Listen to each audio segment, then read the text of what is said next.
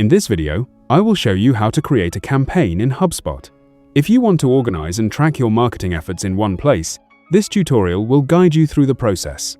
First, sign into your HubSpot account. From the left sidebar, go to Marketing and select Campaigns. Click the Create Campaign button to get started. Next, enter a name for your campaign and choose any additional details if prompted.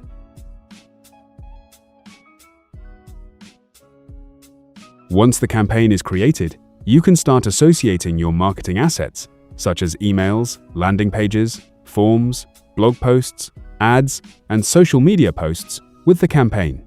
After adding your assets, review the campaign details and make any necessary changes. HubSpot will automatically track the performance of all associated assets, allowing you to monitor metrics like traffic, contacts, and conversions from a single dashboard.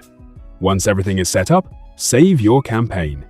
You can return to the campaigns page at any time to view its performance and make updates as needed. If you found this video helpful, subscribe to our channel.